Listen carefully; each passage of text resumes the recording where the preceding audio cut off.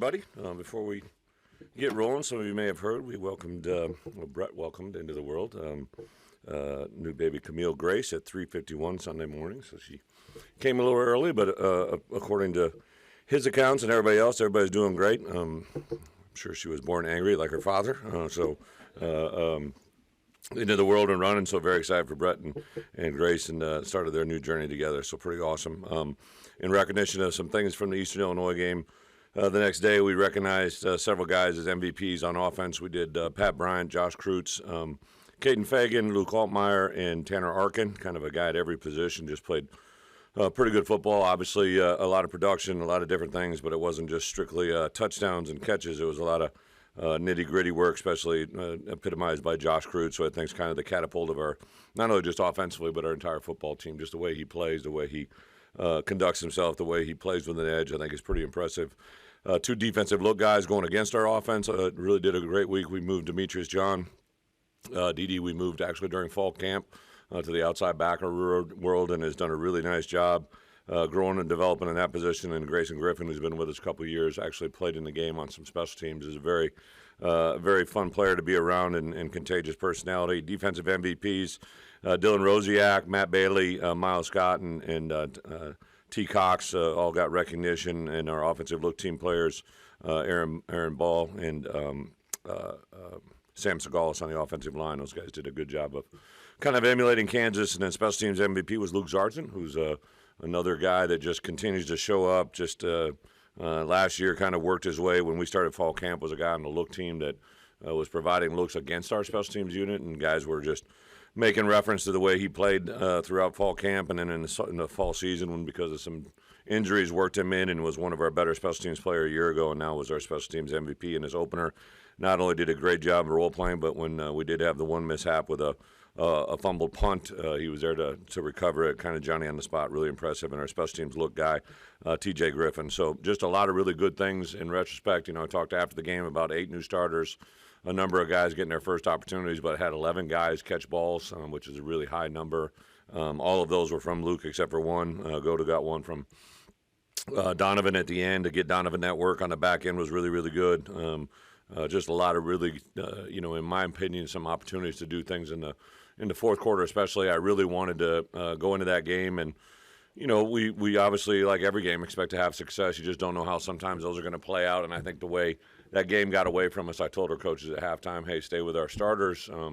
Let's get through. I wanted to prepare for a second half game, right, and don't get that many opportunities during fall camp anymore. The rules have changed now where we only get 2 fall scrimmages to kind of work our guys, and obviously that isn't against other competitions. So to take it full advantage of that Eastern Illinois game, told our coaches to stay with the lineups through the third quarter, and we'll kind of at the end of the third, depending how things play out, we'll phase some guys out. But we were able to get a number of guys in and play almost the entire fourth quarter. I always love to get guys more reps, but thought overall that was a really big opportunity for us. A couple of house cleaning items before we jump in. Our guys are involved. Again, a couple guys getting some national recognition for their community service outside of football.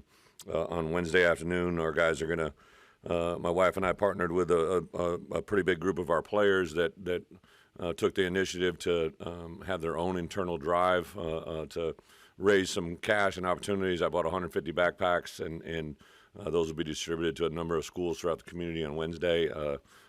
Basically, all the players, almost every player in our program contributed and raised that pool of money up pretty high because I vowed that I would match it. So that was me taking advantage of as well. So we were able to give our guys 150 backpacks and some gift cards inside that I know will be provided to the community. And those guys were tenfold excited and opportunity to be a part of that. So you'll see a little bit more of that. That'll get some social media coverage on Wednesday afternoon. And other than that, we started school. I always worry that first week of school for me as a football coach. There's just so many moving dynamics. You got kids today in the world they're living in that deal with a lot of issues that I think are unprecedented, from social media to even in the academic world now. The classes have been a little bit more restricted, so to find classes that work with our guys, there's never class conflicts at the University of Illinois because football always yields to the academic world. So to kind of find a way to get all of our guys at practice at one time universally is a little bit of work in progress. And then last week, because it was a Thursday game, we practiced on a Monday.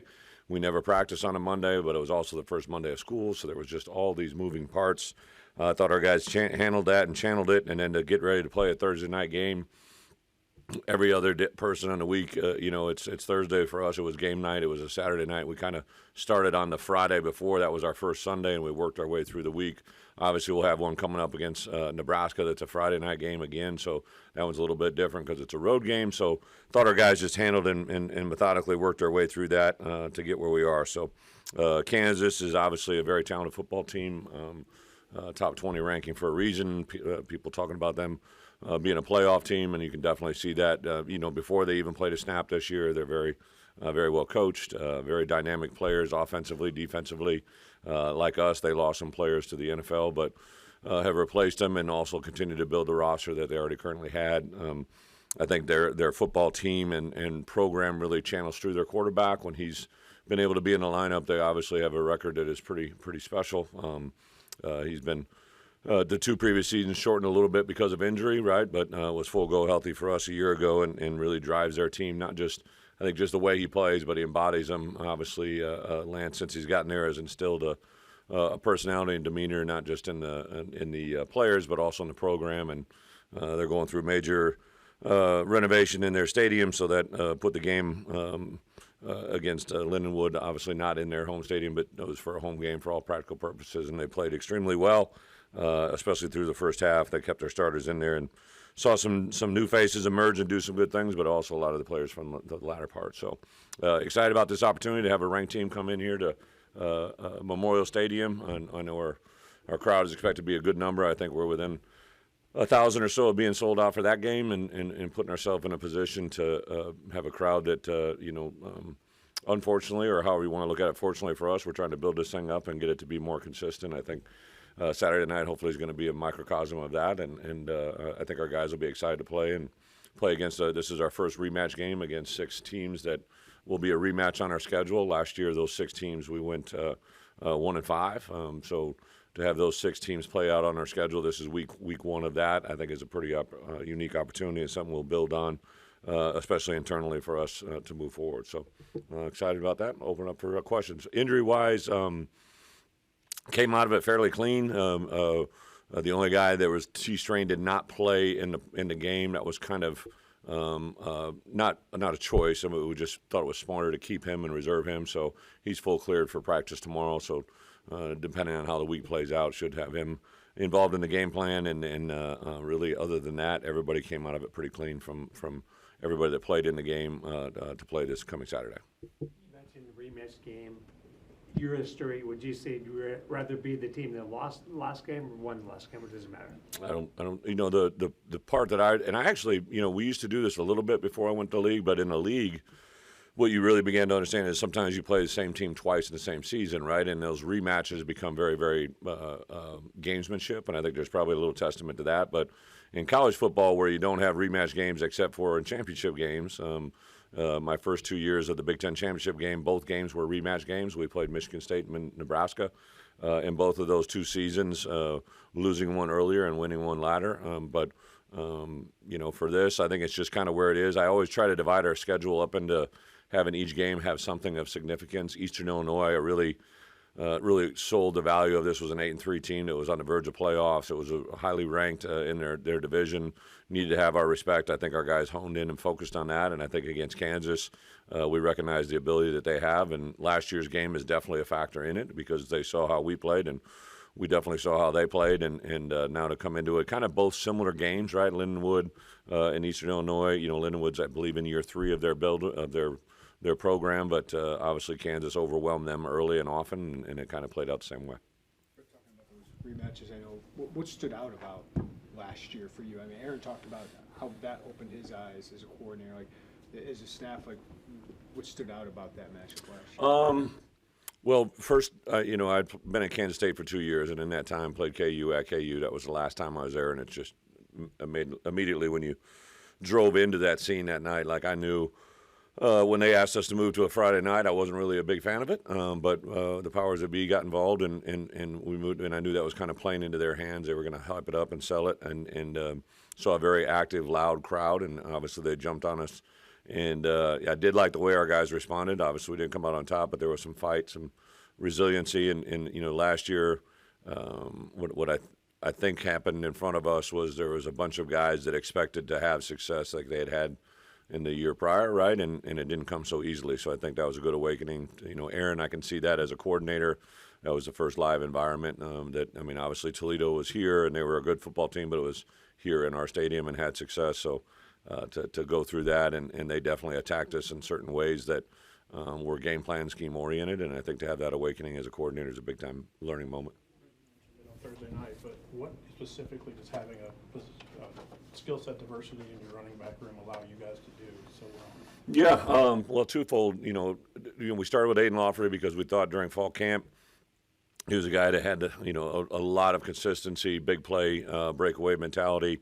I really kind of thought I had said earlier in the week if there was going to be a bingo card on Aiden Lawfrey as starting tailback and Mac Rosetich as our starting returner, two kind of Central Illinois kids that probably I think when their career is wrapping up here that people will say these were two very under-recruited, valued recruits coming out of high school that are going to be really good players and potentially NFL type guys. And Mac was probably a hair of a chinny chin chin away from breaking that first one. I think a punter got him, which we've definitely beat him up on. And on the flip side, Aiden, he was really down to one guy that got him there on that first play that went 9, but I just think Aiden brings a skill set that's kind of unique to that room. I would say Caden is the typical what you guys see is what you get, right? And how it plays out. I do think he has an exceptional burst, right? That toss crack that went on a big play there out of his first big run was really kind of vintage Caden in my opinion. And Josh, unfortunately, because of the way it kind of played out, we were getting ready to roll him in there quite a bit in the fourth quarter, but then I also didn't want to put him in there when we had a backup line in there. I wanted those other running backs. Jordan hadn't gotten a lot of reps. I wanted to see what Khalil could do. So Josh probably didn't get to showcase his abilities, but I think he will in the future. So I think Josh is kind of a hybrid of the two. And then Jordan Anderson is probably another typical big bruiser type back. But I tell you, Khalil Valentine is a special player. He's got a lot of different values. Nothing really gets big for him. Now he looks like a 10th grader in there. Like if you get him without he's kind of got that smile and that grin, just kind of a demeanor. But he is a very, very focused, very serious, very determined young man, and I think he'll help us this fall. You mentioned after Thursday's game that there wasn't much you could say in the moment. You look back and say, "Wish we hadn't done that." Yeah. Did you nitpick it a little more over the weekend? Oh well, I think as coaches for sure, right? Like you know what I was referencing to there was just like calls, situational football. We had an end of half series, but it wasn't end of half pressure. Last night, one of the biggest changes for me this weekend, I'm sure you guys went through it, is I had to cheer for USC, Oregon, and all these other teams that you traditionally you're like, oh my gosh, they're in the Big Ten, right? So to see USC have success last night and over the course of the weekend to watch those other teams, but I thought that drive at the end of half for USC last night was like that was the signature mark of a really poised quarterback and a play caller that knew what they were doing in that moment. And until you have that moment, you can't really show it, right? But that's even though we were able to have an end of half drive in the Eastern Illinois game, it wasn't maybe probably to the extent of what we're probably going to see possibly this weekend or in the future. So to have the value of the game being in stress and in check, that part is a part that you got to try to prepare him for more than anything. Dimitri's Hill, I don't think he was dressed. I don't know if Dimitri's dressing out. We have about 109. Well, I know we have a 119-man roster, and if there was anybody that was limited from 10 days out, right, from then those guys didn't, and they weren't in the 2 deep or travel roster, then they didn't dress. Just to try and condense the locker room a little bit. If we dress all 120, it gets to be a little crazy. So I don't think he was dressed because there were 2 days during the final week of preparation where he wasn't cleared for full practice. So that was there. But other than that, but he really wasn't in the playing rotation as it stood. Joe Barnett, the guy, like we talked about Gabe, Yep. obviously, and his versatility, but how much does maybe Joe's emergence allow some versatility? Yeah, I think there were a couple freshmen, true freshmen, that Khalil Valentine on offense being one for sure. Tanner Heckel on defense, even though his was a little bit lesser role. And then Joe Barner was another guy for me specifically that I was really excited to see him show up. He has been very impressive going back to last spring, even during recruiting. Like, I started watching his film. I remember when we first offered him, I was just like, this kid's got something. He's got a knack. And then you meet him personality-wise. He's kind of probably a little Eddie Haskell-ish, if anybody knows Leave It to Beaver, right? Like just kind of says all the things, does all the right things, but you always got your eye on him. You know, he's kind of one of those guys. But that's kind of how he plays, right? He just shows up. He makes a lot of really good, smart football plays. He's extremely strong, very athletic. I thought kind of what we saw on Saturday is kind of what we've seen at practice, and I'm excited to see him continue to grow, because I think as we get into our packages, he could have a value there that's pretty good.